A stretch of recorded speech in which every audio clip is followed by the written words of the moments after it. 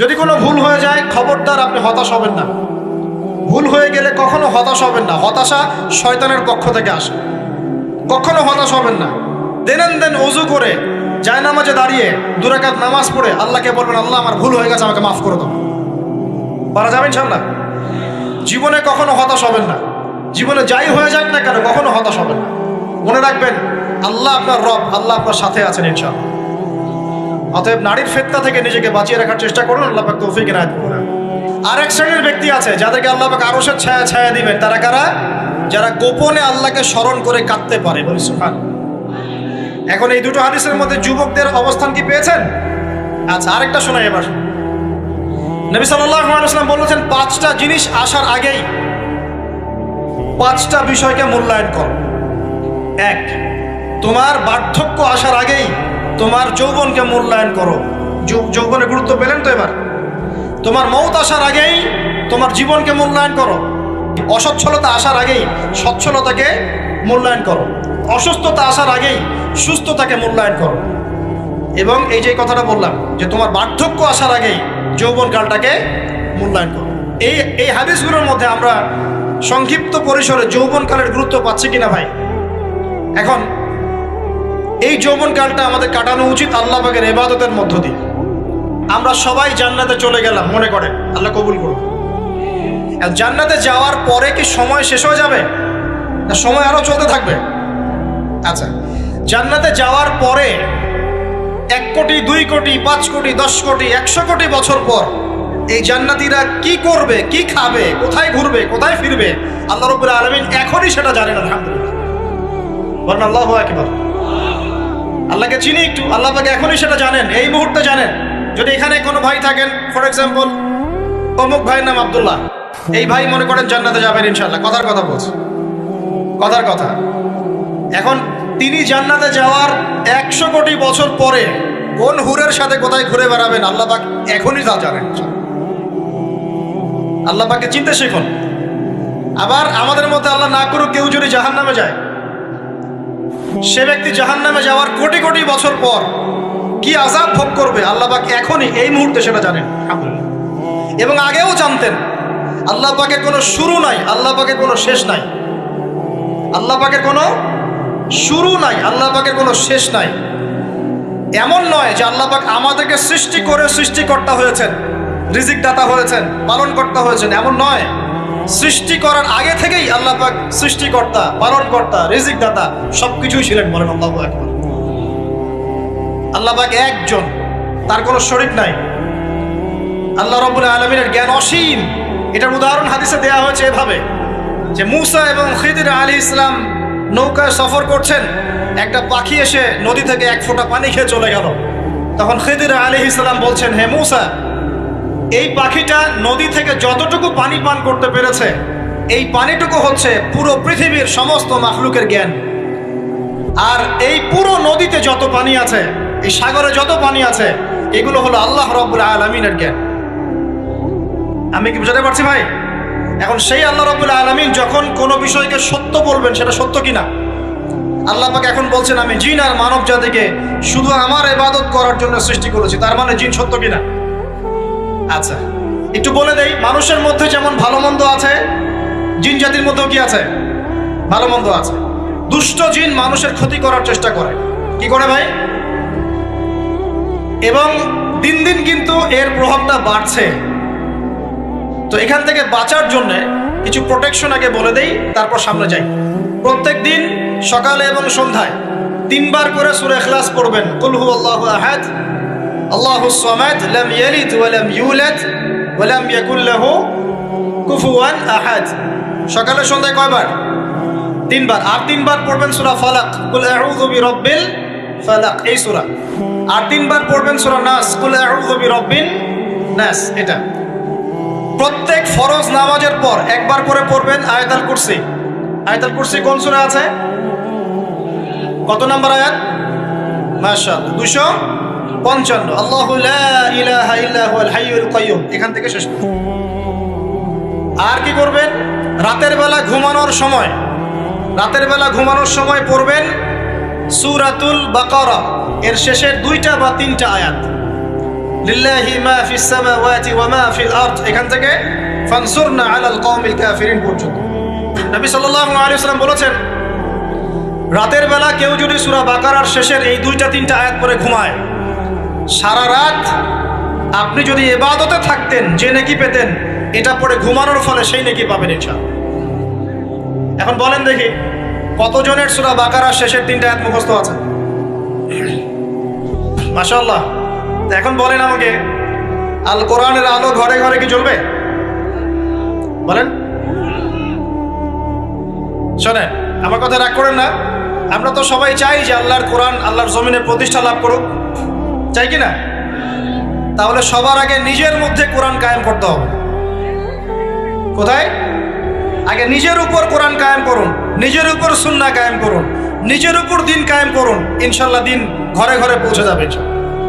প্রত্যেক ঘরের মানুষ এই নিয়াত করতে পারি কি ইনশাআল্লাহ যে আমরা সবাই কোরআন পড়া শিখবো ইনশাআল্লাহ, কোরআনের বাছাই করা কিছু আয়াত অন্তত মুখস্থ করবো ইনশাআল্লাহ। পুরা কোরআন তোমাদেরকে মুখস্থ করতে বলছি না, হয়তো অনেকে পারবে না, যারা পেরেছে তারা সৌভাগ্যবান আলহামদুলিল্লাহ। কমপক্ষে সূরা বাকারার শেষের 3 আয়াত পারবো না ভাই? আয়াতুল কুরসি পারবো না? সূরা ফালাক, সূরা নাস, সূরা ইখলাস, সূরা কাফিরুন, সূরা হাশরের শেষের 3 আয়াত, সূরা কাহাফ এর প্রথম 10 শেষ 10 আয়াত, সূরা কাহাফ প্রথম 10 শেষ 10 আয়াত, সূরা সফফাত এর প্রথম 10 আয়াত, সূরা আর রহমান, সূরা ইয়াসিন, সূরা মুলক। এই যে কমন জিনিসগুলো, এগুলো মুখস্থ করতে পারবো না ভাই ইনশাআল্লাহ? আল্লাহ পাক সবাইকে তৌফিক দান করুন, বলি আমিন। আর এখন যারা বিয়ে শাদী করেন নাই, নিয়াত করেন যে আপনাদের ঘরে যে সন্তান আসবে, আচ্ছা সন্তানের আগে বউয়ে আসি নাকি? আচ্ছা, যারা বিয়ে শাদী করেন নাই নিয়াত করেন, দিনদার, মুত্তাকি, পরহেজগার, কোরআনওয়ালা মেয়ে ছাড়া বিয়ে করার দরকার নেই। বাস বাস বাস বাস বাস। শোনেন, এর মানে এই নয় যে খালি মাদ্রাসার মেয়েদেরকে বিয়ে করবেন, বরং এমন অনেক দিনই বোন আছেন আমাদের স্কুল কলেজ ইউনিভার্সিটিতে পড়েন, তারা অনেক বেশি দিন চর্চা করেন মাশাআল্লাহ। আমি বলেছি কোরআনওয়ালা দিনদার পর্দাশীল নারী বিয়ে করবেন, এবং দ্বিতীয় নিয়াত করেন যে সন্তানই হবে কমপক্ষে একটা সন্তানকে হাফেজে কোরআন বানাবেন ইনশাআল্লাহ, একটা সন্তানকে আলেম বানাবেন ইনশাআল্লাহ। আপনার মেয়ে হলে সেই মেয়েকে আয়েশা রাদিয়াল্লাহু আনহার মতো বানান ইনশাআল্লাহ। আপনার ছেলে হলে আপনার ছেলেকে আবু বকর, ওমর, ওসমান, আলী রাদিয়াল্লাহু আনহুম আজমাইন তাদের আদর্শ করে তোলেন ইনশাআল্লাহ। পারা যাবে না ভাই? যখন ঘরে ঘরে কোরআনওয়ালা মানুষ তৈরি হবে না, আল্লাহর জমিনে আল্লাহর দিন এমনি প্রতিষ্ঠা হয়ে যাবে ইনশাআল্লাহ। বাতিল কোন দিক পালিয়ে যাবে? ঠিক নাই? সবকিছু শেষ আছে না বলেন তো? সব কিছু শেষ আছে। নমরুদ আছে না নাই? দুনিয়াতে আছে। মানুষ তার নামও স্মরণ করে। যখন সে দুনিয়া ছিল মনে হচ্ছিল দুনিয়াটাই তার, তখন মনে হচ্ছিল কি দুনিয়াটাই নমরুদের। ফেরাউন দুনিয়া আছে না নাই? আছে। তার নামও কি মানুষ স্মরণ করে? যখন ফেরাউনের রাজত্ব ছিল, যুগ ছিল, তখন মনে হতো যে পুরো দুনিয়াটাই ও। কথা বুঝতে পারছেন? এরকম প্রত্যেক যুগে যুগে। আজ জাতির নাম শুনেছেন? আজ জাতি এই তাল গাছের সমান লম্বা চওড়া ছিল এক একজন, বিশ্বাস করছেন না? তাল গাছের সমান লম্বা চওড়া ছিল, এবং পাহাড় কেটে কেটে তারা বাড়িঘর নির্মাণ করত। তাদের কাছে আল্লাহ পাক নবী হিসেবে পাঠিয়েছিলেন হুদ আলাইহিস সালামকে। কোন নবী? সূরা হুদ পড়ে দেখবেন। আপনি যদি কবিতা, সাহিত্য, ছন্দ এগুলো পছন্দ করেন তাহলে সূরা হুদ আপনার জন্য। সুবহানাল্লাহ। আপনি যদি কবিতা, সাহিত্য, ছন্দ, বালাগাত পছন্দ করেন, সূরা আর রহমান আপনার জন্য, সূরা হুদ আপনার জন্য, সূরা শুআরা এগুলো আপনার জন্য। এত চমৎকার কাব্যিক বিন্যাস আছে, মানে কবিতার ছন্দে ছন্দে উপন্যাস ব্যাখ্যা করা হয়েছে বলে। সুবহানাল্লাহ। মানুষ তো কোরআনকে মূল্যায়ন করে না। আমি লাস্ট জুমার খুতবার একটা লেকচারে বলেছিলাম, সূরা ইউসুফ, এই যে এখন সারা বিশ্বে অর্থনীতি নিয়ে যে কত কথা হচ্ছে, অর্থনৈতিক সংকট, এইটা সেটা বলা হচ্ছে না, সবার ঘরে ঘরে এগুলো আলোচনা হয় তো মাশাআল্লাহ। আপনি বিশ্বাস করেন সূরা ইউসুফের মাত্র 4টা আয়াতের মধ্যে আল্লাহ পাক এই পুরো বিশ্বের অর্থনৈতিক সমস্যার সমাধান দিয়ে দিয়েছে। বলে দিব কি সমাধান? পরে বলছি। আগে আপনাদের এই পয়েন্টটা শেষ করি। ঘরে ঘরে কোরআনওয়ালা মানুষ তৈরি হবে তো ইনশাআল্লাহ। আল্লাহ কবুল করুন, বলি আমিন। কোরআনের এই বিশেষ সূরাগুলো মুখস্থ করতে পারবো তো ইনশাল্লাহ ভাই? এগুলো নিয়মিত চর্চা করলে আপনাকে দুষ্ট জিন, জাদু, বদনজর এগুলো গ্রাস করবে না ইনশাল্লাহ। এখন আমাকে বলেন যে আল্লাহ পাকের ইবাদত করার জন্য আল্লাহ পাক এই দুনিয়াতে আমাদেরকে কত বছর সময় দিয়েছেন বলেন দেখি? সর্বোচ্চ কত হবে? সর্বোচ্চ 60, 70, 100 হতে পারে। এই তো, আমরা কি চিরস্থায়ী থাকবো এখানে না চলে যাব? আচ্ছা, দুনিয়ার জীবনটা তাহলে কি? আল্লাহ পাক বলছেন আল্লাযী খালাকাল মাউতা ওয়াল হায়াতা লিয়াবলুয়াকুম আইয়ুকুম আহসানু আমালা। আল্লাহ পাক জীবন মৃত্যু সৃষ্টি করেছেন কেন? আল্লাহ পাক পরীক্ষা করার জন্য যে এই দুনিয়ার জীবনে আমলে কে শ্রেষ্ঠ, আমলে কে শ্রেষ্ঠ। দুনিয়ার জীবনে আসার উদ্দেশ্য পেয়েছি আল্লাহর ইবাদত করা, এখন পেলাম আল্লাহ জীবন মৃত্যু কেন সৃষ্টি করেছেন? আমলে পরীক্ষা করার জন্য যে কে শ্রেষ্ঠ হচ্ছে। আমাদের উদ্দেশ্য কি? আমাদের উদ্দেশ্য হচ্ছে পুলসিরাত পার হয়ে জান্নাতে যাওয়া। উদ্দেশ্য কি? পুলসিরাত পার হয়ে জান্নাতে যাওয়া। সূরা আলে ইমরানের 185 নম্বর আয়াতে আল্লাহ পাক বলেছেন কুল্লু নাফসিন যায়িকাতুল মাউত, প্রত্যেকটা নফস মৃত্যুর স্বাদ গ্রহণ করবে, এরপর কিয়ামতের মাঠে তাদের আজর তাদেরকে পূর্ণ মাত্রায় বুঝিয়ে দেওয়া হবে। আল্লাহ পাক বলেন ফামান যুহজিহা আনিন নারি ওয়া উদখিলাল জান্নাতা ফাকাদ ফাজ। ওই দিন যে ব্যক্তিকে জাহান্নাম থেকে বাঁচানো হবে এবং জান্নাতে প্রবেশ করানো হবে সেই ব্যক্তি হচ্ছে সফল। কথা ঠিক কিনা? তাহলে উদ্দেশ্য পেলাম তো, আমাদের গন্তব্য পেলাম তো। আমাদের গন্তব্য কি তাহলে? জান্নাত। এখন এই দুনিয়ার জীবনে আমরা সর্বোচ্চ হয়তো 100 বছর বাঁচবো, আল্লাহ ভালো জানেন, তাই তো? এই দুনিয়ার জীবনের এই হায়াতের সবচেয়ে ইম্পর্টেন্ট টাইমটা কোনটা বলেন? সবচেয়ে ইম্পর্টেন্ট টাইম কোনটা? যৌবন কিনা? যৌবন কাকে বলে? যৌবন কাকে বলে? কত বছর থেকে কত বছর পর্যন্ত? 20 থেকে 40 বা 15 থেকে 40 বা 20 থেকে 50, এই তো? আচ্ছা, এই বয়সের মধ্যে কারা কারা আছেন হাত তুলে দেখুন। মাশাআল্লাহ, সবাই তো দেখে এই বয়সে হাত নামান। এখন এই বয়স সম্পর্কে আগে 2টা হাদিস শোনেন, আমার দিকে তাকান, তারপরে আমি বলছি অবস্থা কি, করণীয় কি। আমি বলেছি যুবকদেরকে কিছু নসিহত করবো আজকে, নিয়াত করেছি, ঠিক আছে ভাই? আচ্ছা, যুবকদের সম্পর্কে প্রথম হাদিস, রাসূল সাল্লাল্লাহু আলাইহি ওয়াসাল্লাম বলেছেন কিয়ামতের মাঠে মানুষ যখন উঠবে, আমরা উঠবো কিনা? আচ্ছা, নাকি উঠবো না? যারা আগুনে পুড়ে গেছে তারা উঠবে কিনা? যারা পানিতে ডুবে গেছে, যাদের লাশও খুঁজে পাওয়া যায় নাই, উঠবে কিনা? উঠবে। আচ্ছা, যখন মানুষ উঠবে তখন তাকে 5টা প্রশ্ন করা হবে। কয়টা ভাই? এই 5টা প্রশ্নের আগে সে তার পা সামনেও ফেলতে পারবে না, পিছনেও ফেলতে পারবে না। আমরা কি একটু চিন্তা করতে পারছি কত ভয়ঙ্কর হবে বিষয়টা? এই সামান্য গরমে আমাদের অবস্থা খারাপ, সূর্য সেদিন সামনে নিচে, আর মানুষ উঠে দাঁড়িয়ে আছে, তাদেরকে 5টা প্রশ্ন করা হবে। যতক্ষণ পর্যন্ত প্রশ্নের উত্তর দিতে পারছে না, সামনেও যেতে পারবে না, পিছনেও আসতে পারবে না, পা নড়াতে পারবে না। 1, তোমার পুরো জীবনটা তুমি কোন কাজে ব্যয় করেছো? উত্তর কি রেডি আছে আমাদের কাছে? আমরা কি বলতে পারবো হে আল্লাহ আমরা আমাদের পুরো জীবন তোমার ইবাদত করে কাটিয়েছি? 2, তোমার যৌবন স্পেশালি তুমি কোন কাজে ব্যয় করেছো? তোমার যৌবন তুমি স্পেশালি কোন কাজে ব্যয় করেছো? যুবকরা কি উত্তর দেওয়ার জন্য প্রস্তুত আছে যে আমাদের যৌবন আমরা আল্লাহর পথে কাটিয়েছি? সবাই কি বলতে পারবো? 3 নাম্বার, তোমার রিজিকের উৎস কি ছিল? কোন পথে সম্পদ অর্জন করেছো? 4 নাম্বার, কোন পথে সম্পদ ব্যয় করেছো? কোন কোন খাতে সম্পদ ব্যয় করেছো? আমরা কি আমাদের আয় এবং ব্যয়ের হিসাব দেওয়ার জন্য প্রস্তুত? 5, তোমাকে আমি যে জ্ঞান দিয়েছিলাম সেই জ্ঞান অনুযায়ী আমল করেছো কিনা? আল্লাহ পাক আমাকে আপনাদের সবাইকে তৌফিক দান করুন, জানা অনুযায়ী আমল করার তৌফিক দান করুন। এই 5টা প্রশ্নের মধ্যে যৌবনকাল ইম্পর্টেন্ট কিনা ভাই? গুরুত্বপূর্ণ কিনা? মাথায় রাখি। সামনে একটা হাদিস শুনুন, রাসূল সাল্লাল্লাহু আলাইহি সাল্লাম বলছেন যে এই কিয়ামতের মাঠেই 7 শ্রেণীর মানুষকে আল্লাহ পাক বিশেষ মেহমানদারির ব্যবস্থা করবেন, আরশের ছায়ায় ছায়া দিবেন ইনশাআল্লাহ। কোথায় ছায়া দিবেন? ওই দিন এই ছায়া ছাড়া অন্য কোনো ছায়া থাকবে না। নবী সাল্লাল্লাহু আলাইহি ওয়াসাল্লাম বলছেন তার মধ্যে প্রথম শ্রেণী হচ্ছে ইমামুল আদিল, ন্যায়পরায়ণ শাসক। ন্যায়পরায়ণ, আচ্ছা, ন্যায়পরায়ণ শাসকের একটা এক্সাম্পল দেই। মক্কার জাহেলি যুগে সাহাবীরা ঈমান নিয়ে এসেছেন, বাস তাদের উপর নির্মম নির্যাতন শুরু হয়ে গেছে, আবু জেহেল, আবু লাহাব, উতবা, শাইবা। তখন সাহাবীরা আল্লাহ রাসূলের কাছে এসে বলছেন ইয়া রাসূলুল্লাহ আপনি একটু বদদুয়া করেন, তাদের উপর বদদোয়া করেন, আমরা তো আর পারছি না। নবী সাল্লাল্লাহু আলাইহি ওয়াসাল্লাম বললেন, তোমরা মক্কা থেকে হিজরত করে হাবাসায় চলে যাও। কোথায়? হাবাসা। হাবাসা মানে হচ্ছে আবিসিনিয়া। আবিসিনিয়া মানে এখনকার ইথিওপিয়া, ইরিত্রিয়া। নাম শুনেছেন কি? বিশেষ কোচিং তো করছেন অনেকে। আফ্রিকা মহাদেশের একটা ছোট্ট দেশ ইরিত্রিয়া, ওখানে চলে যাও।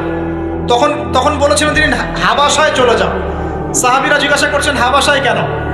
নবী সাল্লাল্লাহু আলাইহি ওয়াসাল্লাম বলছেন, সেখানে একজন খ্রিস্টান ন্যায়পরায়ণ শাসক আছেন, যার রাজ্যে কেউ জুলুমের শিকার হয় না। কি বললাম বলেন তো? হাবাসা কে আছেন?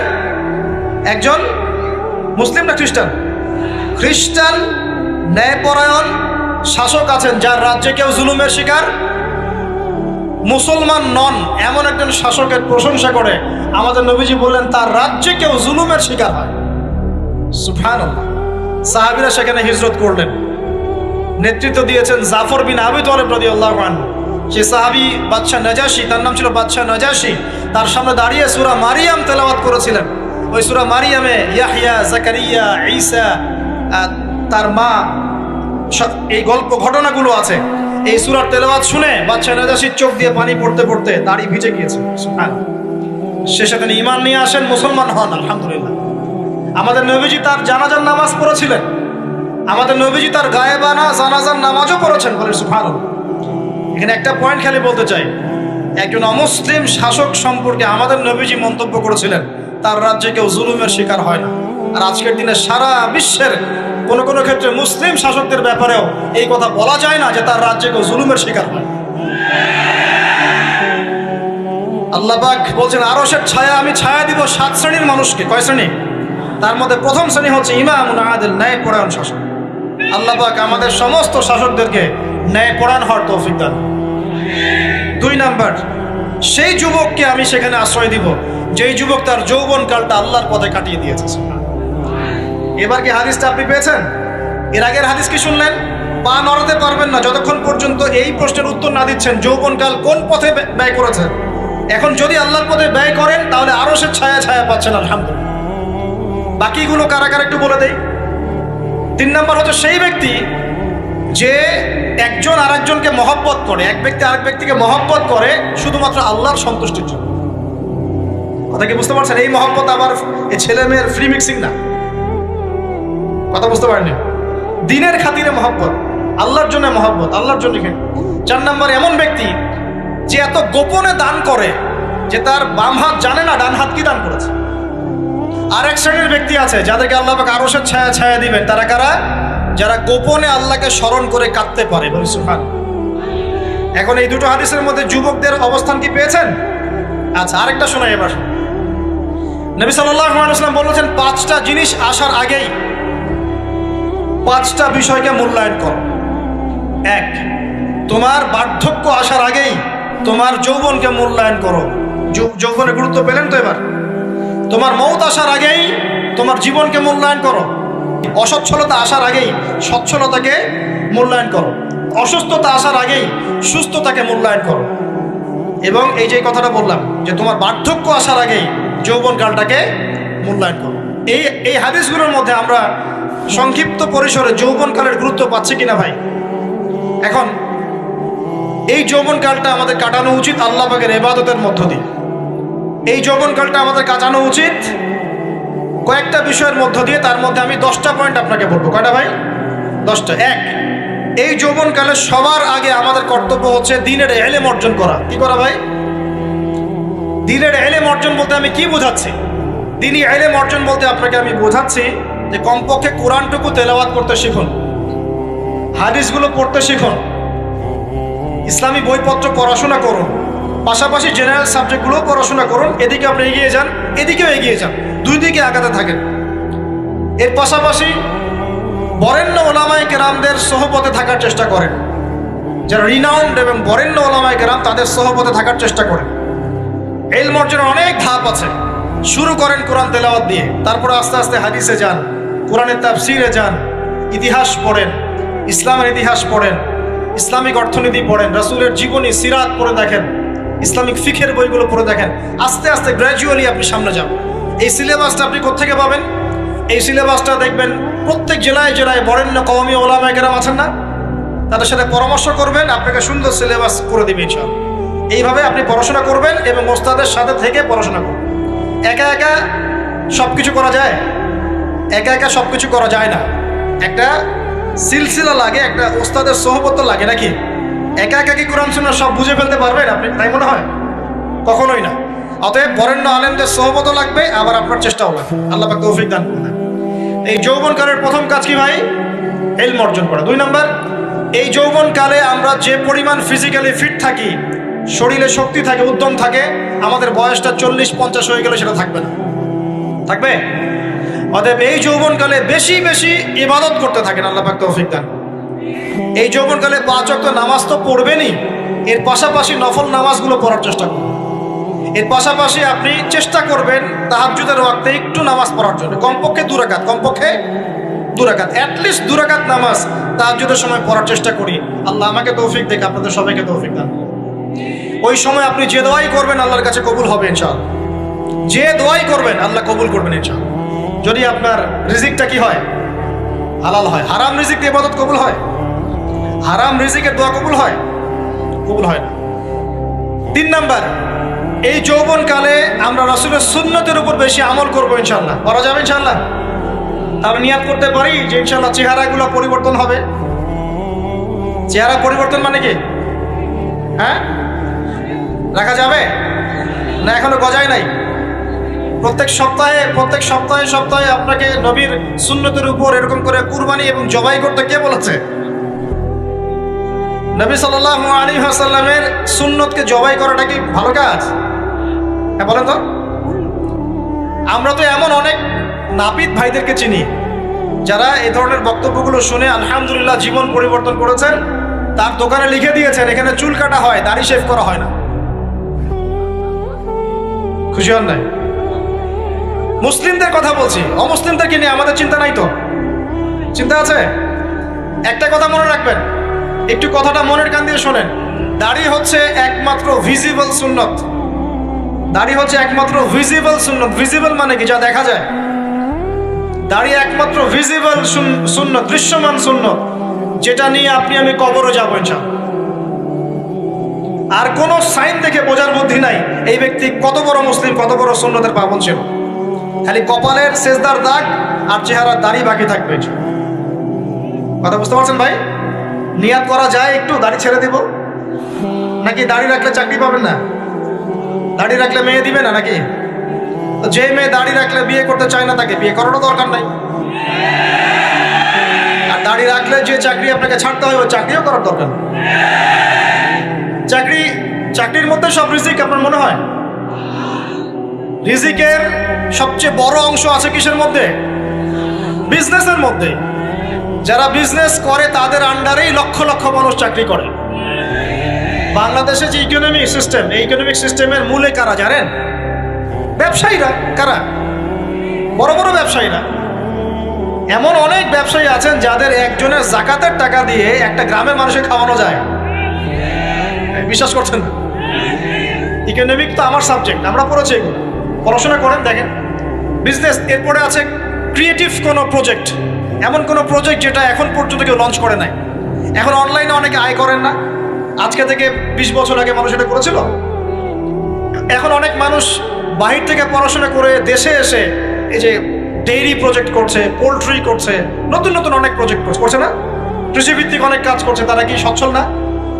আমি একজন ভাইয়ের কথা জানি যিনি আলহামদুলিল্লাহ আল্লাহর এই অধম বান্দার ওয়াজ শুনে সুদের চাকরি ছেড়ে দিয়েছিলেন। চাকরি ছেড়ে দিয়ে তিনি চায়ের বিজনেস শুরু করেন, চায়ের বিজনেস। তো ইদানিং জানলাম তিনি এখন মানুষকে টাকা ধার দেন। মাশাআল্লাহ, তিনি এখন মানুষকে টাকা ধার দেন চায়ের ব্যবসা করেই। আর আমাকে তো এখনো মানুষের কাছে হাত পাততে হচ্ছে। কথা বুঝতে পারেন নাই? আল্লাহ পাক তাকে সুদ ছেড়ে দেওয়ার জন্য সচ্ছল করে দিয়েছেন। এই ওসিলা দিয়েই তিনি সচ্ছল হয়েছেন আলহামদুলিল্লাহ। রিজিক কার হাতে? এটা বিশ্বাস করেন, রিজিক আল্লাহর হাতেই। আল্লাহ পাক চাইলে আপনাকে বেহিসাব রিজিক দিবেন ইনশাআল্লাহ। অতএব সুন্নতকে বিসর্জন দিয়ে নয়, সুন্নতে থাকেন, আল্লাহ পথ খুলে দিবেন ইনশাআল্লাহ। আল্লাহ পাক তৌফিক দান করুন। যুবক ভাইদেরকে বলছিলাম, তাহলে প্রথম কাজ আমাদের ইলম অর্জন করা, তারপরে কি ভাই? নামাজের পাবন্ধ হওয়া, আর নামাজ ফরজের পাশাপাশি নফলগুলোও চর্চা করা। 3 নম্বর বলেছি রাসূলের সুন্নতের উপর একদম ইস্তেকামা, দৃঢ়ভাবে আমল করা। আর সুন্নত শিখতে হলেই তো 3 দিনের জন্য বেরিয়ে যান, 7 দিনের জন্য, 40 দিনের জন্য বেরিয়ে যান। সুন্নত শিখিয়ে আপনাকে বাসায় পাঠাই দেবে ইনশাআল্লাহ। পড়াবে না? অনেক মানুষ মনে করে যে তাদের ওখানে গেলে আমার আকীদা নষ্ট হয়ে যাবে, হ্যাঁ তাই না? তারা বিভ্রান্ত, হ্যাঁ নাউজুবিল্লাহ। স্বপ্নে পাওয়া ধর্ম, অনেকে টিটকারি মারে, স্বপ্নে পাওয়া ধর্ম। এইসব ব্যঙ্গের ছাতার মতো আদর্শের দিকে মুখ ফিরাবেন না। মাকবুল জামা, যেগুলো মাকবুল জামা, ক্লাসিক্যাল ইসলাম, এর মধ্যে থাকেন, আপনি বিভ্রান্ত হবেন না। তারা আপনাকে কখনো খারাপ কাজে আদেশ করেছে? কত চোর ডাকাত মদখোর মানুষ সেখানে গিয়ে 5 ওয়াক্ত নামাজি হয়ে গেছে, সুদের ব্যবসা ছেড়ে দিয়েছে, মাদক ছেড়ে দিয়েছে, আল্লাহর ওলি হয়ে গেছে, আলহামদুলিল্লাহ। তো আপনাকে তারা সুন্নত শিখিয়ে বাসায় পাঠিয়ে দিবে। এছাড়া আপনি অন্যভাবে শিখতে চাইলে শিখবেন, সমস্যা কি? যদি মাদ্রাসায় পড়ার তৌফিক থাকে তাহলে পড়বেন। সবাই কি মাদ্রাসায় পড়ার তৌফিক পাবে? পাবে না। নিঃসন্দেহে কিছু মানুষ তৌফিক পাবে, কিছু মানুষ হয়তো পাবে না। যারা পাবে না তারা দিন শিখবে কিভাবে? এভাবেই তো শিখবে। সুন্নতের উপর আমল করতে হবে, এটা সবচেয়ে বড় কথা। আল্লাহ পাক আমাদের সবাইকে সুন্নাহর উপর আমল করার তৌফিক দান করুন। 4 নম্বর ভাই, যৌবনকালে আমরা আমাদের সময়গুলোকে মূল্যায়ন করবো ইনশাআল্লাহ। কথা বুঝতে পারছি ভাই? সময় মূল্যায়ন কেমন? আপনার দিন রাতের একটা রুটিন থাকবে, এলোমেলো লাইফ লিড করবেন না। এই যে আমরা, আল্লাহ মাফ করুক, আমরা এখন 3টায় 2টায় 4টায় ঘুমাই, 12টা 1টা 2টায় উঠি, নাউজুবিল্লাহ। এতে করে কি আমাদের রুটিন লাইফটা ঠিক আছে? আমাদের খাওয়ার ঠিক নাই, আমাদের ঘুমের ঠিক নাই, আমাদের মানে খাবারের যে অভ্যাস, খাদ্যাভ্যাসে ঠিক নাই। আমরা একটু খেলাধুলা আগে করতাম, সেটাও এখন করি না। সারাদিন ফোন নিয়ে বসে থাকি, আর এই যে ইউটিউব ফেসবুকে বসে থাকি। গোল হয়ে বসে লুডো খেলে। গোল হয়ে কি করে? লুডো খেলে, অনলাইনে গেমস খেলে, অনলাইনে পাবজি খেলে, ফ্রি ফায়ার খেলে। আগে তো তাও ছেলে পেলে একটু ফুটবল খেলতো, ক্রিকেট খেলতো, আমরাও তো খেলেছি। ওই সময় তাও আলহামদুলিল্লাহ আমাদের ফিজিক্যাল ফিটনেস অনেক ভালো ছিল। এখন ওগুলো বাদ দিয়ে যে মানুষ পর্নোগ্রাফি দেখছে, লুডো খেলছে, পাবজি খেলছে, ফ্রি ফায়ার খেলছে, সারাদিন অনলাইনে বসে অথর্বর মধ্যে বসে আছে, এটা কি ভালো হচ্ছে? এজন্য অ্যাটলিস্ট ফজরের নামাজ পড়ে, জিকির আজগার করে, পড়াশোনা করে, আধা ঘন্টা 1 ঘন্টা একটু খেলাধুলা করলে কি সমস্যা? একটু ফুটবল খেলেন, দৌড়াদৌড়ি করেন, জগিং করেন, একটু ব্যায়াম করেন। আল্লাহ পাক আপনাদের যৌবনে বরকত দান করুন, আমিন। এই কাজগুলো করতে হবে কিনা? ভালো না খারাপ? করেন। আর নিয়মতান্ত্রিক লাইফ লিড করবো আমরা, নিয়মতান্ত্রিক। আমার জীবনে একটা রুটিন থাকবে, এই রুটিনের বাইরে যাব না। পড়াশোনার রুটিন থাকবে, খেলার বা এক্সারসাইজ রুটিন থাকবে, খাওয়া দাওয়ার রুটিন থাকবে, দাওয়ার রুটিন থাকবে, আমি আলেমুল আমাদের কাছে যাবো, এই রুটিন থাকবে। একটা রুটিন লাইফ লিড করবেন, এলোমেলো জীবনযাপন করবেন না। আল্লাহ পাক আমাকে তৌফিক দান করুন, আপনাদের সবাইকে তৌফিক দান করুন। কয়টা বলেছি ভাই? বলেন। 6 নাম্বার, যৌবনকালে সবচেয়ে বেশি বেঁচে থাকবো নারীর ফিতনা থেকে। কি থেকে ভাই? যৌবনকালে সবচেয়ে বেশি বেঁচে থাকবো কি থেকে? একটা হাদিস বলি, নবী সাল্লাল্লাহু আলাইহি ওয়াসাল্লাম বলেছেন, মা তারাকতু বা'দি ফিতনাতান আদাররু আলা রিজালি মিনান নিসা। আমি আমার পরে, নবীজি বলছেন, আমি আমার পরে পুরুষদের জন্য নারীদের চেয়ে ভয়ঙ্কর কোনো ফিতনা রেখে যাই নাই। কেমন ফিতনা? আপনি একটু অনেস্টলি বলেন তো দেখি, যে আমরা যারা পর্নোগ্রাফিতে টুকটাক আসক্ত, বা এ ধরনের অনলাইনে বা অফলাইনে এই ধরনের হারাম সম্পর্কের সাথে আছি, মন থেকে কি আপনি ফিল করেন যে আল্লাহ আপনার সাথে আছেন? বলেন তো দেখি, অনেস্টলি বলেন। আপনি যখন নামাজ পড়ে বাসায় ফিরে যান, ফিরে যেতে যেতে যদি আপনার চোখে খারাপ কিছু পড়ে, আপনার মনের নূরটা নষ্ট হয়, আপনি বুঝতে পারেন না? বুঝতে পারেন না? যখন আপনি এরকম হারাম কোনো সম্পর্কে আছেন, নাউজুবিল্লাহ, আপনার মনটা যে শক্ত হয়ে গেছে, আপনি বুঝতে পারেন না? আল্লাহর ওয়াস্তে নারী জাতির ফিতনা থেকে সর্বোচ্চ দূরত্ব অবলম্বন করবেন। আল্লাহ পাক তৌফিক দান করবেন। কি করবো তাহলে আমরা? ওই যে বলেছি, হালাল সম্পর্ক করতে পারলে হালাল, যদি করতে না পারি সবর করবেন। কি করবেন? সবর করবেন, ভালো কাজে ব্যস্ত থাকবেন, বেশি বেশি রোজা রাখবেন। কি করবেন? বেশি বেশি রোজা রাখবেন। সোমবারে রোজা রাখবেন, বৃহস্পতিবারে রোজা রাখবেন। এভাবে আপনি আপনার জীবনটা গুছিয়ে নেন, আল্লাহ পাক প্রবৃত্তিকে নিয়ন্ত্রণ করার ক্ষমতা দিবে ইনশাআল্লাহ। এরপরেও যদি ভুল হয়ে যায়, হতে পারে এই যুগটা ফিতনার যুগ, চরম ফিতনার যুগ। 7 নাম্বারটা হচ্ছে এই সমাজ আপনাকে যেভাবে শেখায়, কিভাবে শেখায়, এই যে স্কুল, কলেজ, ইউনিভার্সিটি, চাকরি, বিয়ে, সন্তান প্রতিপালন, আর তারপর ইন্না লিল্লাহি ওয়া ইন্না ইলাইহি রাজিউন, এই তো শেখায় নাকি? সবসময় মনে রাখবেন যে আল্লাহ রাব্বুল আলামিনের পরিকল্পনাই আপনার উপরে সবচেয়ে বেশি অগ্রাধিকার যোগ্য, সমাজের পরিকল্পনা নয়। পরিবার আপনাকে চাপ দিচ্ছে, চাকরি পাস না, পড়াশোনা করিস না, হ্যাঁ পড়াশোনায় কেন তুই 80 নম্বর পাইলি না, কেন চান্স পেলি না, কবে চাকরি পাবি, কবে আমাদেরকে দেখবি, খাওয়াবি, পড়াবি, এই যে চাপগুলো চারপাশ থেকে আসে কিনা? অনেক যুবক দেখা যায় মাদকাসক্ত হয়, অনেকে দেখা যায় আত্মহত্যা করছে, ইদানিং করছে কিনা ভাই? এই শব্দটা থেকে আমি এই পয়েন্টটা আজকে লিখেছিলাম যে ভুলেও আল্লাহর প্রতি বিশ্বাস এবং তাওয়াক্কুল হারাবেন না। সমাজ যেভাবে শেখায়, সমাজ চারপাশে যে চাপ আপনাকে দিচ্ছে, এই চাপে নিজে গা ভাসিয়ে দিবেন না। আপনি আল্লাহর কাছে দোয়া করবেন, আল্লাহর কাছে পথ চেয়ে নেবেন এবং আল্লাহর প্রতি তাওয়াক্কুল ভরসা করবেন। কখনো আত্মহত্যার পথ বেছে নেবেন। কি হয়েছে? 80 নম্বর পান নাই তো কি হয়েছে? আপনি চেষ্টা করেছেন কিন্তু চান্স পান নাই তো কি হয়েছে? চেষ্টা তো করেছেন আপনি চেষ্টা করেছেন ইউনিভার্সিটিতে চান্সের জন্য, আপনি চান্স পাই নাই, চেষ্টা করেছেন না আপনি? বাস চেষ্টা করেছেন, পাই নাই, তাকদিরে ছিল পাই নাই, বাস আমি আমার চেষ্টা করেছি। কখনোই আত্মহত্যার পথ বেছে নেবেন না।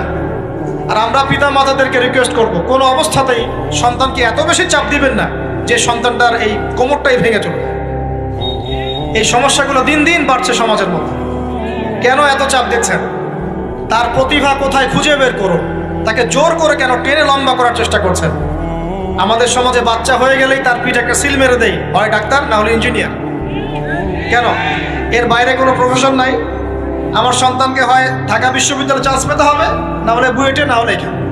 এর বাইরে আর কোথাও পড়ারই জায়গা নাই। আর এখানে পড়লেই আমার সে ছেলে না আমার মেয়ে একদম সবচেয়ে বড় জ্ঞানী হবে, অন্য কোনোভাবে হবে না, এটা গ্যারান্টি দেওয়া আছে?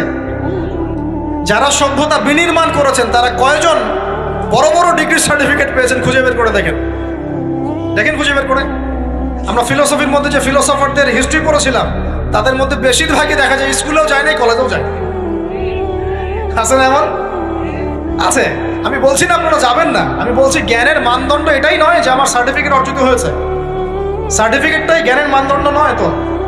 হ্যাঁ, প্রতিযোগিতার একটা জগৎ আছে, আমাকে সে জগৎ উতরাতে হবে। আপনি চেষ্টা করবেন, যদি না হয় তাকদীরে ছিল, হয় নাই, বাস হয়। আমাকে আল্লাহ পাঠিয়েছেন তার ইবাদত করার জন্য, এখানে আত্মহত্যা করার জন্য আল্লাহ আমাকে পাঠান নাই। আমার জীবন যদি দিতেই হয় তাহলে আল্লাহর জন্য দিব ইনশাআল্লাহ। ঠিক আছে কথা? ব্যাস, দুনিয়ার জন্য নয়। আল্লাহ পাক বোঝার তৌফিক দান করুন। কটা বললাম? 7টা না 8টা? 7টা। 8 নম্বরটা ইম্পর্টেন্ট এবং এটা আপনাদের জন্য মজাদার। সেটা হলো 8 নম্বরটা বেশি ইম্পর্টেন্ট। এটা হচ্ছে দিনের পথে চলার ক্ষেত্রে আপনি অনেক রকম মতবাদ পাবেন সামনে। কেউ বলবে আমারটা সঠিক, কেউ বলবে না ওরটা নয়, আমারটা সঠিক, কেউ বলবে না আমার দলটা সঠিক, কেউ বলবে না ওর সংগঠন সঠিক। এগুলো আপনার কান ভারী করে ফেলবে। তখন মনে হবে যে আগেই ভালো ছিলাম রে ভাই, নামাজ পড়তাম না, এখন নামাজ পড়া শুরু করে দেখলাম যে আরে হাতটা বাঁধবো কোথায়, এটাই তো ফিক্স করতে পারতেছি না। এখন আমার কিছু তো অভিজ্ঞতা আছে ভাই, নাকি ভাই? ওর আলোকে একটা কথা বল, সেটা হলো সমাজে কিছু ইখতিলাফি মাসআলা আছে, এই মাসআলাগুলো কানেও ঢুকাবেন না। আপনি ইবাদতের মধ্য দিয়ে আল্লাহকে পাওয়ার চেষ্টা করুন। এবং চিরায়ত একটা ইসলাম আমরা ফলো করছি না? এই ইসলামের মধ্যে এমন কিছু নাই যেটা আপনাকে জাহান্নামে নিয়ে যাবে, এমন কিছু নাই। হ্যাঁ, প্রত্যেকটা ঘরানার মধ্যে কিছু বিভ্রান্ত মানুষ থাকতে পারে। এমন কিছু মানুষ এমন আমল করছে যে আমলটা হয়তো কোরআন এবং হাদিসে নাই। এটা তার সমস্যা, কোরআন সুন্নাহর সমস্যা নয়। কথা বুঝতে পারছেন? এটা তার সমস্যা। সেই বেদাতটা করছে, সেই শিরকটা করছে। তার মানে এই নয় যে কোরআন হাদিস আমাকে শিরক শিখিয়েছে, বেদাত শিখিয়েছে। কোরআন এবং হাদিসে যেটা আছে এটা সুন্দর এবং এটা চিরায়ত একটা ক্লাসিক্যাল ইসলাম আমাদের কন্টিনেন্টে আছে, বাংলাদেশেও আছে। এখানে থাকলে আপনি বিভ্রান্ত হবেন না ইনশাআল্লাহ। মোটা দাগে কথা হচ্ছে ইলম অর্জন করতে হবে। রাজি আছে কিনা ভাই? রাজি আছে কিনা বলেন? ইলম অনুযায়ী আমল বাড়িয়ে দিব, রাজি আছে কিনা? হকপন্থী ওলামায়ে কেরামের সাথে পরামর্শ করে চলবো, রাজি আছে কিনা? আমরা যৌবনকালে হালাল রিজিক অন্বেষণের চেষ্টা করবো, রাজি আছে কিনা? যৌবনের সময়কে বিন্যাস করে চলবো, এলোমেলো জীবন যাপন করবো না, রাজি আছে কিনা? নারীদের ফিতনা থেকে বেঁচে থাকার চেষ্টা করব, রাজি আছে কিনা?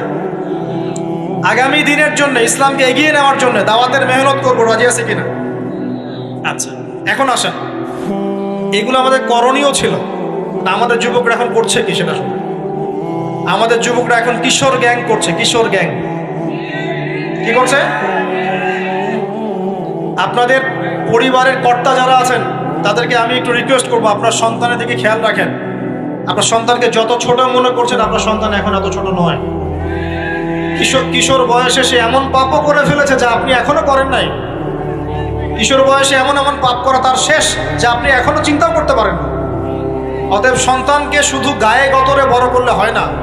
আমরা যে সন্তানকে মানুষ করার জন্য নিজের ঘাম ছেড়ে দিচ্ছি, মানুষ করার অর্থ হচ্ছে ওর আত্মাটাকে গড়ে তোলা, দেহটাকে গড়ে তোলা নয়। একটা দল ক্রিয়েট করেছে, সে সেই দলের নেতা হয়েছে, আরেক দল তাকে মারতে আসছে, সে আবার তাকে মারতে যাচ্ছে। এই যে জিনিসগুলো, এগুলো নাটক সিনেমায় দেখানো হচ্ছে না এখন? যুবকরা শিখছে কোত্থেকে এগুলা? বাংলাদেশের মেয়েদেরকে একসময় শেখানো হয়েছে তুমি সুন্দর না, তুমি কি না, তাদের মনে ঢোকান তুমি সুন্দর না, আরো সুন্দর হতে চাও, আরো সুন্দর হতে চাও, এই ক্রিম মাখো, সুন্দর হয়ে যাবে। এই একটা কনসেপ্ট ঢুকিয়ে দিছে মাথায়, তুমি সুন্দর না, তোমাকে আরো সুন্দর হতে হবে। আল্লাহ তোমাকে যে সৌন্দর্য দিয়েছেন এটা যথেষ্ট না, অন্যরা আরো অনেক বেশি সুন্দর, তুমি সুন্দর না, এই ক্রিম মাখো, সুন্দর হবে। এই করতে করতে করতে ক্রিমের ব্যবসা শুরু হবে। বাণিজ্য, সবকিছুর পিছনে কি থাকে? বাণিজ্য, আর কিচ্ছু না।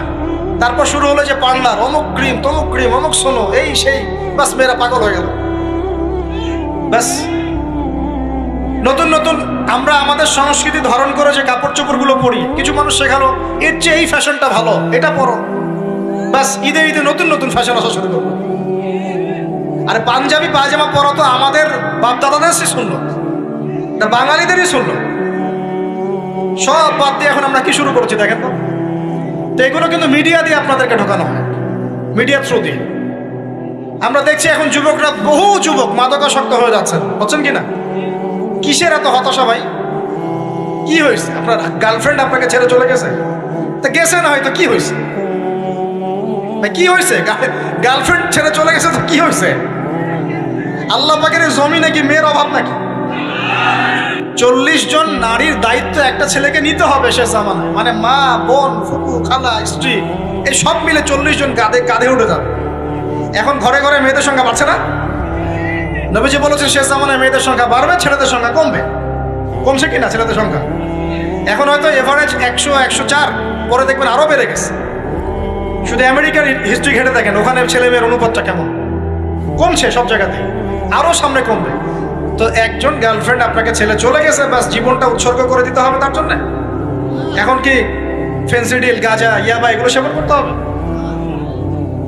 আপনাকে কে সৃষ্টি করেছেন ভাই? কি উদ্দেশ্যে? প্রথমে কি একটা বলেছে, কি উদ্দেশ্যে? আমাকে আল্লাহ পাঠিয়েছেন দুনিয়াতে নামাজ পড়তে, রোজা রাখতে, দিনের প্রচার করতে, দিনের জ্ঞান অর্জন করতে, এই তো। তা আমি একজন মেয়ের জন্য জীবন নষ্ট করে দিব কেন? আমি তাহলে আল্লাহর কাছে কি মুখ দেখাবো, আর নবীর কাছে কি মুখ দেখাবো? ওখানে গিয়ে বলবো আল্লাহ আমি আমার অমুক প্রেমিকার জন্য আশেক হয়ে একদম জীবন দিয়ে দিয়েছি, আত্মহত্যা করেছি? গেছে ভাই, যাইতে দেন। যে ব্যক্তি আপনার অবস্থানকে মূল্যায়ন করে নাই, সে আপনার যোগ্য ছিল না। এখন আপনি কি করবেন? নিজের অবস্থান উন্নত করেন, আপনার পিছনে লাইন ধরে ঘুরবে ইনশাআল্লাহ। এটাই বাস্তবতা। দুনিয়া খুব খারাপ জিনিস। মানুষ মানুষের অবস্থানকে মূল্যায়ন করে, মানুষ মানুষের অবস্থানকে মূল্যায়ন করে, কিন্তু আল্লাহ রাব্বুল আলামিন আপনাকে সর্বাবস্থায় ভালোবাসেন। আলহামদুলিল্লাহ। এই যে আমরা এখন অনেক পাপ করছি না, আল্লাহকে আমাদেরকে আযাব দিয়ে ধ্বংস করে দিয়েছেন। আল্লাহ পাক এখনো আমাদেরকে ভালোবাসেন, রহম করেন, অপেক্ষায়। আল্লাহ পাক অপেক্ষা করছেন কখন তওবা করবে, আমি তওবা কবুল করব। এই কখন আমার বান্দা খালি একবার বলে আস্তাগফিরুল্লাহ, আল্লাহ পাক সাথে সাথে মাফ করে দেবেন। আর সেই আল্লাহকে ভুলে আপনি কার পিছনে ছুটছেন? আমরা কিন্তু নিয়াত করতে পারি ভাই যে আমরা যারা ওয়াজ শুনলাম, জীবনে কোনোদিন সিগারেটে হাত দিব না। রাজি আছি ভাই? অন্য বড় বড় জিনিস তো বহু দূরের কথা। আচ্ছা, অনেকে রাজি হয় নাই কেন? আপনারা কি অলরেডি আসক্ত? আমি অনেক ভাইকে দেখেছি মাশাআল্লাহ ইফতার খুলেই একদম পেনশন টানা শুরু করে। হ্যাঁ, এটা যে হারাম আপনাদের কেউ ওয়াজ করে শোনায় নাই? এটাকে কি মনে করেন আপনারা, হারাম না হালাল? কেউ বলেছে মাকরু, নাকি মাকরু ফতোয়া দিয়েছে? মাকরুহ শব্দের অর্থ জানেন আপনি? মাকরুহ শব্দের অর্থ কি? শোনেন, সূরা বনী ইসরাইল খুলবেন। কোন সূরা? সূরা বনী ইসরাইল। আল্লাহ পাক বলছেন আমি বনু ইসরাইলকে এই কাজগুলো করতে নিষেধ করেছেন। কোন কোন কাজ? জেনা করো না, জেনা ঠার কাছে যেও না, এতিমের মাল আত্মসাৎ করো না, শিরিক করো না ইত্যাদি। যারা আলেম আছেন তারা আমার কথা বুঝবেন। এই কাজগুলোর পরে আল্লাহ পাক বলছেন যে এই প্রত্যেকটা কাজ আল্লাহর কাছে মাকরুহ, অপছন্দের। কিসের? অপছন্দ। তাহলে এটাকে আপনি সহজ মনে করছেন? নিয়াত করি আল্লাহ পাকের সন্তুষ্টির জন্য আমরা কোনোদিনও মাদকের সাথে সম্পৃক্ত হব না ইনশাআল্লাহ। আর বিশ্বাস করেন, শুধুমাত্র মাদকদ্রব্য নিয়ন্ত্রণ অধিদপ্তর এই আইন কানুন এগুলো দিয়ে, জরিমানা দিয়ে মানুষকে মাদক ছাড়ানো যাচ্ছে না, যাবে না। কেন যাবে না এটা আপনারা খুব ভালো করেই জানেন, আমি বলতে চাচ্ছি না। অনেক সময় মাদক বিরোধী কনসার্ট করে মানুষ, মাদক বিরোধী কনসার্টে ওঠার আগে এক বোতল ডাইল খেয়ে আসে। এগুলো কি বাস্তব কথা বলছি না অবাস্তব কথা বলছি? আমাদের যুবক ভাইরা কোশ্চিন কালেও মাদকের ধার কাছে যাবেন না। একটা হাদিস খালি মনে রাখেন, একটা, এই হাদিসটা মনে রাখেন। নবী সাল্লাল্লাহু আলাইহি ওয়াসাল্লাম বলেছেন, কেউ যদি মাদকদ্রব্য সেবন করে তার 40 দিনের নামাজ কবুল হবে না। সিগারেট একটা খেয়েছি, 40 দিন নামাজ নাই। এরপর যদি সে তওবা করে আল্লাহ মাফ করে দিবে। আবার যদি মাদক খায় আবার 40 দিন কবুল হবে। যদি আবার তওবা করে আল্লাহ মাফ করে দিবে। আবারও যদি খায় আবারও 40 দিন কবুল হবে না। আবারও তওবা করলে আল্লাহ আবার মাফ করে দিবে। চতুর্থবার সে যদি মাদক খায়, আল্লাহ রাসূল সাল্লাল্লাহু আলাইহি ওয়াসাল্লাম বলছেন আল্লাহ পাক কিয়ামতের মাঠে তাকে তিনাতুল খাবাল পান করাবেন। কি পান করাবেন? তিনাতুল খাবাল। সাহাবীরা বললেন, ইয়া রাসূলুল্লাহ, এটা কি তিনাতুল খাবাল? কি? নবী সাল্লাল্লাহু আলাইহি ওয়াসাল্লাম বলছেন এটা হচ্ছে জাহান্নামীদেরকে আযাব দেওয়ার পর তাদের রক্ত মাংসের যে পুঁজ বের হবে, এই যে ড্রিঙ্কস, জাহান্নামের হার্ড ড্রিঙ্কস, এই ড্রিঙ্কসের নাম হলো তিনাতুল খাবাল। আল্লাহ পাক আমাদের সবাইকে মাদক থেকে বাঁচিয়ে রাখুন। হতাশা মাদক দিয়ে দূর হয় না। হতাশা দূর হবে, বলে দিব, 3টা জিনিস, মাত্র 3টা। কয়টা ভাই? 1, 5 ওয়াক্ত নামাজ। এক কি? নামাজে আপনি ওযু করে সিজদা দেন, ইনশাআল্লাহ আপনার মনে প্রশান্তি না আসলে আমাকে এসে বলেন যে আসে না। চোখের পানি, মনের আবেগ যা আছে আপনার ভিতরে, কষ্ট, দুঃখ, যন্ত্রণা সব আল্লাহকে ঢেলে দিবেন ইনশাআল্লাহ। নিজের আবেগ ধরে রাখবেন এখানে, আপনি আল্লাহর জন্য ঢেলে দিবেন। মানুষকে আবেগ দেখা কি লাভ? মানুষ আপনার চোখের পানির মর্ম বুঝবে? মানুষ কি মানুষের চোখের পানির মর্ম বোঝে? আপনার পিতা যদি মারা যায়, আমার কাছে এসে দোয়া চান, কান্নাকাটি করে, আমি দোয়া করতে পারবো, কিন্তু আমি কিন্তু আপনার ফিলিংসটা বুঝতে পারবো। আপনার অনুভূতি কে বুঝতে পারবেন? আল্লাহ পাক আপনার ঘাড়ের রগের চেয়েও কাছে আছে। সুবহান, আল্লাহ পাক ঘাড়ের রগের চেয়ে কাছে আছে। গতকালকে বাংলাদেশের একজন বরেণ্য আলেমের সাথে একটা কনফারেন্সে ছিলাম। উনি বলছিলেন যে এক ব্যক্তি, এটা শোনেন, এক ব্যক্তি খুব তার শখ যে তিনি সাহাবীদের মতো নামাজ পড়া শিখবেন। কথা বুঝতে পারছেন? সাহাবীদের মতো নামাজ শিখবেন। তো একজন বরেণ্য আলেমের কাছে এসেছেন, এসে বলছেন যে আমাকে সাহাবীদের মতো নামাজ শিখিয়ে দেন। তখন সেই আলেম আরেকজন আলেমের সন্ধান দিয়েছেন যে তুমি তার কাছে যাও, তিনি শেখাবেন। তো সেই ব্যক্তি একটু অবাক হয়েছেন, কারণ যাকে প্রশ্ন করেছিলেন তিনি অনেক বড় মুহাদ্দিস, আর যার কাছে পাঠানো হচ্ছে তিনি অত বড় মুহাদ্দিস নন, কিন্তু আবেদ, আমল করে। তাকে গিয়ে বলছেন উনি আমাকে পাঠিয়েছেন সাহাবী মারা নামাজ শিখিয়ে দেন। তখন তিনি বলছেন ঠিক আছে, সুন্দর করে ওযু করে আসো, সুন্দর করে ওযু করে আসো। ওযু করার সময় খালি খেয়াল রাখবা যে আমি ওযু করছি শুধু আল্লাহর সন্তুষ্টির জন্য। কি খেয়াল রাখবেন? ওযু করছি শুধু আল্লাহকে রাজি খুশি করার জন্য ওযু করছে, আর কোনো উদ্দেশ্য নাই আমার। ওযু করতে যাচ্ছে, তিনি আবার বলছেন দাঁড়াও, শুধু আল্লাহকে রাজি খুশি করার জন্য ওযু করো। আবার শুরু করছেন, আবার বলছেন শোনো, শুধু আল্লাহকে রাজি খুশি করার জন্য ওযু করো। এভাবে বলতেই আছেন। নামাজে দাঁড়িয়েছেন, দাঁড়ানোর আগে বলছেন শোনো, শুধু আল্লাহকে রাজি খুশি করার জন্য নামাজ পড়ো। বলতেই আছেন। এক পর্যায়ে সে ব্যক্তি নামাজ শুরু করলো। নামাজে মনোযোগ এদিক ওদিকে যায়, আর তার মাথায় এটা আসে, এই শুধু আল্লাহকে রাজি খুশি করার জন্য আমাকে নামাজ পড়তে হবে, শুধু আল্লাহকে রাজি খুশি করার জন্য নামাজ পড়তে হবে। এই চিন্তা তার মনের মধ্যে ঘুরপাক খাচ্ছে। এভাবে নামাজটা সে শেষ করে চিন্তা করছে যে নামাজ তো পুরোপুরি মনোযোগ দিতে পারলাম না। বারবার মাথার মধ্যে এরকম চিন্তা আসছে, আল্লাহ আমাকে তুমি মাফ করে দাও, নামাজটা আমার মনে হলো না ঠিক মতো। তখন সে ফিরে এসে তার সে ওস্তাদকে বলছেন আমার তো নামাজ এরকম করে পড়লাম, কিন্তু শেষমেশ মনে হলো যে নামাজটা হয়তো কবুল হয় নাই, আল্লাহর কাছে খুব মাফ চাইলাম, আল্লাহ আমাকে মাফ করে দাও, নামাজটা মনে হলো না। তখন সেই যে প্রথম ব্যক্তি যিনি পাঠিয়েছেন তিনি বলছেন এটাই হলো সাহাবী বলা নামাজ। তারা আল্লাহকে রাজি খুশি করার জন্য নামাজ পড়তেন, নামাজ শেষ করে আল্লাহর কাছে ইস্তেগফার করতেন, আল্লাহ কিছুই হলো না, কিছুই হলো। আমার কথা কি বুঝতে পারছেন? অতএব আল্লাহকে রাজি খুশি করার জন্য আপনি আপনার আবেগ, আপনার ইবাদত সব ফেলে দিবেন, অন্য কারো কাছে কিছু পাওয়ার আশা করুন। অতএব নামাজ আপনার মাদকের দিকে যাওয়া লাগবে না, নামাজই আপনার হতাশা দূর করে দেবে ইনশাআল্লাহ। 2 নাম্বার আমল হচ্ছে কোরআন তেলাওয়াত। যে ব্যক্তি কোরআন তেলাওয়াত করতে পারে নিয়মিত, তার মনের মধ্যে এই হতাশা, এই ভীরুতা, এই কাপুরুষতা কিচ্ছু আসবে না ইনশাআল্লাহ। আমি গ্যারান্টি দিচ্ছি আপনাকে, হতাশা আসবেই না আপনার মনে যদি আপনি কোরআন বুঝতে পারেন। কোরআনের একটা আয়াত নিয়ে কোনো সময় দেখা যায় 2-3 ঘন্টা সময় পার হয়ে যাচ্ছে, আয়াতটা ছেড়ে সামনে যেতে পারছি না। কোরআনের ভিতরে ঢুকলে আপনি দুনিয়ায় ভুলে যাবেন কি হচ্ছে আশপাশে। আমি এমন অনেক আলেমকে দেখেছি যে একটা বই, পাতলা একটা বই, আরবি বই নিয়ে পড়া শুরু করেছেন, যে ফজরের পরে জোহরের ওয়াক্ত হয়ে যাচ্ছে, বইটাই শেষ করতে পারেননি। বুঝতে পারবেন না? যখন আপনি ইলমের ভিতরে ঢুকে যাবেন, কোরআনের ভিতরে, হাদিসের ভিতরে, আপনার দুনিয়ার খেয়ালই নাই। একজন আলেম, তিনি এক রাত্রে একটা বই লিখেছিলেন, চটি বই, এক রাত্রের মধ্যে। বলা হচ্ছে, তার সম্পর্কে বলা হচ্ছে যে রাতের খাবার তাকে দেয়া হয়েছে, যে আপনি এটা খেয়ে নেন। তো যে খাবারটা পাশেই আছে, খাবারটা খাবো, এটা লিখে খাবারটা খাবো, এরকম তার চিন্তা ছিল। ফজর হয়ে গেছে, বই লিখাও শেষ, খাবার এই অবস্থায় পড়ে আছে, ডুবে গেছেন ভিতরে, খাওয়ার মাথায় খেয়াল নাই। এরকম হয়। একজন মনীষী, বিখ্যাত মনীষী, রিয়াদুস সালেহীন কিতাবের রাইটার, সংকলক আল্লামা নববী রাহিমাহুল্লাহ, এরকম সারা রাত চলে গেছে, পাশে 2টা খেজুর, ওই 2টা খেজুর খাওয়ারই সময় পান, হাদিস নিয়ে গবেষণা করতে রাত পার হয়ে গেছে। আমি বলতে চাচ্ছি, যখন ইলমের ভিতরে, কোরআন হাদিসের ভিতরে ঢুকে যাবেন, আপনার দুনিয়ার খেয়াল আপনার চলে যাবে, এই টেনশন, হতাশা, এই সেই বাদ। তখনই আল্লাহ পাক আপনাকে তার পক্ষ থেকে রহমত দিবেন, বরকত দিবেন, আল্লাহ আপনার দুনিয়ার কাজগুলো করে দিবেন ইনশাআল্লাহ। তখন দেখবেন কেউ আপনার দুনিয়ার ওই কাজটা করে দিয়েছে, কেউ ওই কাজটা করে দিয়েছে, কেউ বাসায় খাবার পাঠিয়ে দিয়েছে, আল্লাহ পাকই এগুলো করাই দিবেন ইনশাআল্লাহ। তো প্রিয় ভাইরা, মাদকে যাবো না আল্লাহর কাছে আসবো? 2 নাম্বার কোরআন তেলাওয়াত, 3 নাম্বার আল্লাহর জিকির। 3 নাম্বার কি ভাই?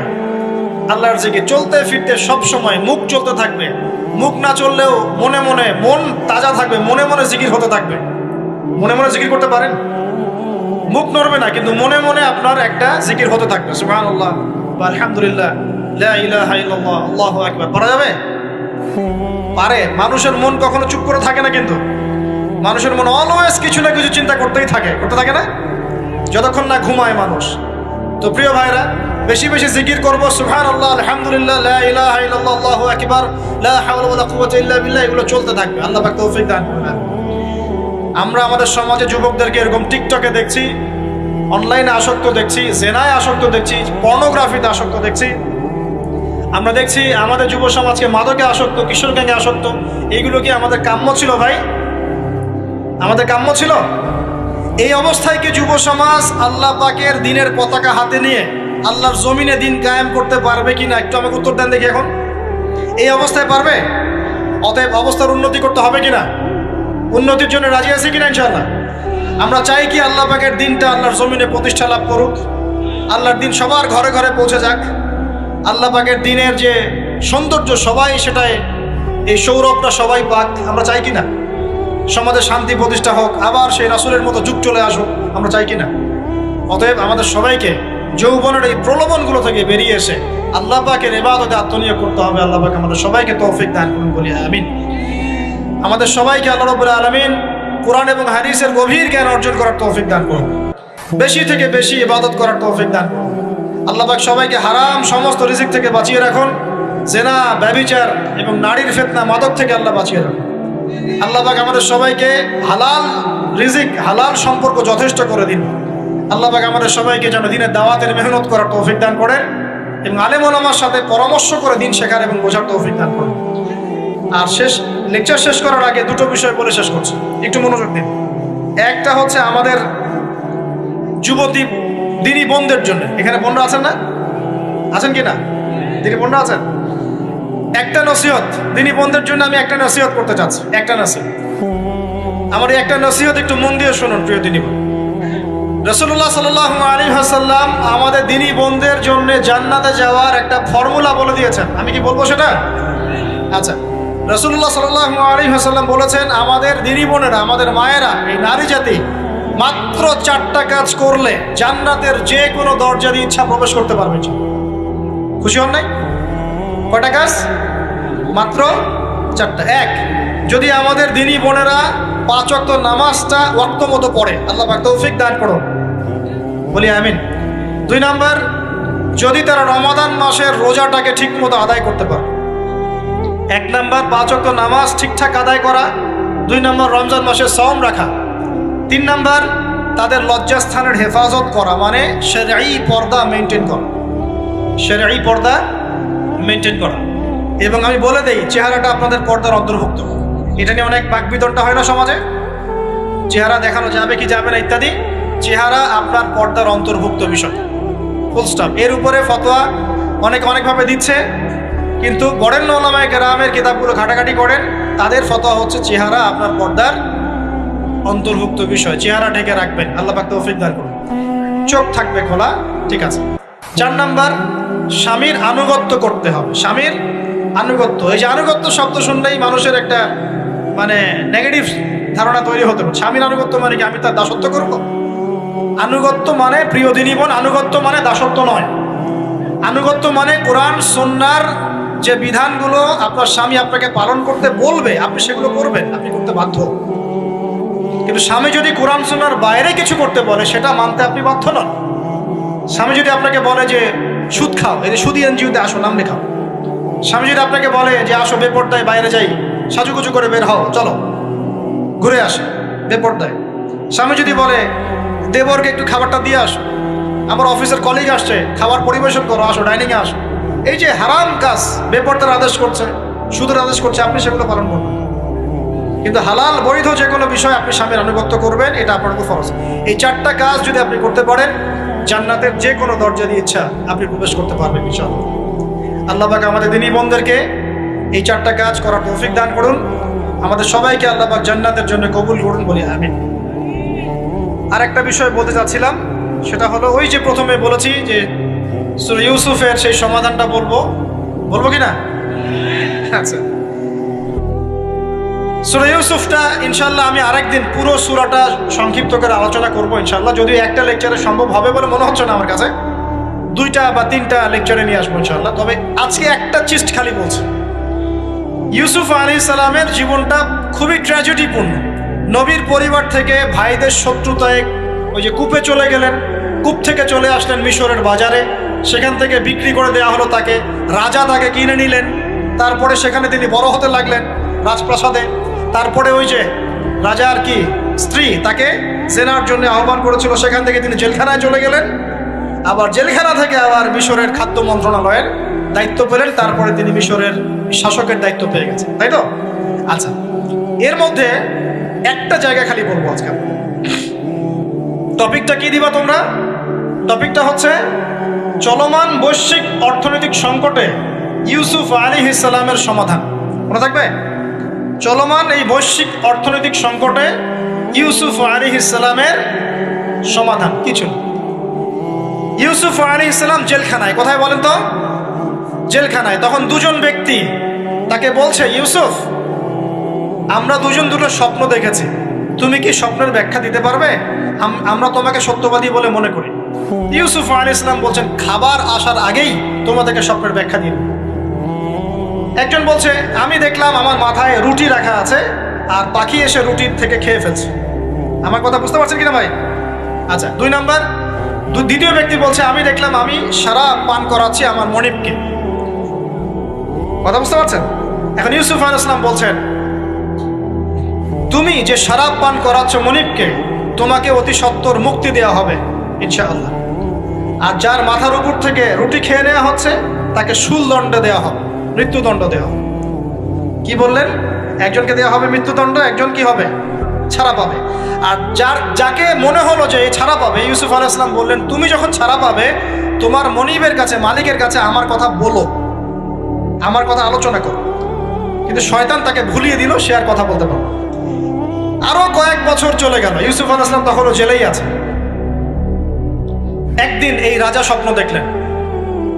কি স্বপ্ন দেখলেন? যে 7টা পাতলা পাতলা গাভী, মোটা মোটা 7টা গাভীকে খেয়ে ফেলছে। 7টা কি গাভী? জীর্ণ শীর্ণ গাভী 7টা মোটা তাজা গাভীকে খেয়ে ফেলছে। আর দেখলেন 7টা সবুজ শীষ। শীষ বোঝেন কিনা? ধানের শীষ না, আবার সবুজ শীষ। আর দেখছেন এই যে শীষ মরে গেলে যেমন দেখায় না একটা রং, এরকম শীষ। এখন রাজা খুব চিন্তিত হয়ে পড়লেন যে আসলে এই স্বপ্নের কি ব্যাখ্যা। তিনি সবাইকে ডেকে বললেন, স্বপ্নের ব্যাখ্যা কি তোমরা জানো? তখন রাজ্য পরিষদের এই যে এমপি মন্ত্রী যারা আছে তারা বলছে, না এটা কি স্বপ্ন, এটা একটা বাজে স্বপ্ন, উদ্ভট স্বপ্ন, আমরা এটার মানে জানি না। আমরা হলো তাই তো বলতাম নাকি ভাই? কিন্তু ওই ব্যক্তি স্মরণ হয়ে গেল যে ছাড়া পেয়েছে, আরে ইউসুফ তো স্বপ্নের ব্যাখ্যা দিতে পারে। দৌড়ে গেলেন তিনি জেলখানায়। ইউসুফ আইয়ুহা সিদ্দিক, হে সত্যবাদী নবী ইউসুফ, আমাকে কি এই স্বপ্নের ব্যাখ্যা বলতে পারবেন? 7টা জীর্ণ শীর্ণ গাভী 7টা মোটা তাজা গাভীকে খেয়ে ফেলছে। ইউসুফ আলাইহিস সালাম এই স্বপ্ন শুনে বললেন, ইউসুফ আলাইহিস সালাম শুধু স্বপ্নের ব্যাখ্যাই দিলেন না, বরং এই স্বপ্ন যে সত্য এটা তিনি বিশ্বাসও করলেন। এই স্বপ্ন একটা সমস্যাকে নির্দেশ করছে এটাও বুঝে ফেললেন। এই সমস্যার সমাধানও তিনি দিয়ে দিলেন। বলেন সুবহানাল্লাহ। আমার কথা বলছেন, ইউসুফ আলাইহিস সালাম স্বপ্নের ব্যাখ্যা দিচ্ছেন না, বরং স্বপ্নটা যে সত্য তিনি মেনে নিচ্ছেন এবং এই স্বপ্নের ফলে একটা সামনে খারাপ সময় আসতে যাচ্ছে এটা তিনি বিশ্বাস করছেন এবং এর সমাধান তিনি জাতিকে দিচ্ছেন। ইউসুফ আলাইহিস সালাম বলছেন, তোমাদের সামনে 7 বছর দুর্ভিক্ষ হবে। কি হবে বলেন? 7 বছর। সারা বিশ্বের অর্থনৈতিক প্রেক্ষাপটে একটু বিবেচনা করেন তো, যে আমরা একটা খারাপ সময়ের দিকে যাচ্ছি না আস্তে আস্তে, এবং নীরব একটা দুর্ভিক্ষ সারা ওয়ার্ল্ডে চলছে না? করোনার সময় ছিল, ওই সময় একটা সমস্যা ছিল, ইউক্রেন রাশিয়ার ইস্যু ছিল, আরও অনেক ইস্যু আছে, শুধু এগুলো ইস্যু নয়। অপচয় ইস্যু আছে, দুর্নীতি ইস্যু আছে, জুলুম আছে, তারপরে যে পারমাণবিক ক্ষেত্রগুলো আছে, বড় বড় পরাশক্তিদের চাপ আছে, অনেক ব্যাপার আছে, রিজার্ভ কমে যাওয়া, অনেক বিষয় আছে। সারা বিশ্ব একটা অর্থনৈতিক মন্দা দেখছে কিনা? ইউসুফ আলাইহিস সালাম বললেন, 7 বছর তোমাদের এখানে প্রচুর ফসল ফলবে। এটা 7টা সবুজ শীষ, প্রচুর ফসল ফলবে তোমাদের এই অঞ্চলের মধ্যে। তোমরা একটা কাজ করো, তোমরা ওই 7 বছরের ফসলের যতটুকু অংশ তোমাদের না খেলে নয়, অতটুকু দিয়ে তোমরা তোমাদের জনগণের চাহিদা পূরণ করো, আর বেশি অংশটাকে রিজার্ভ করে রেখে দিও। আমার কথা বুঝতে পারছেন?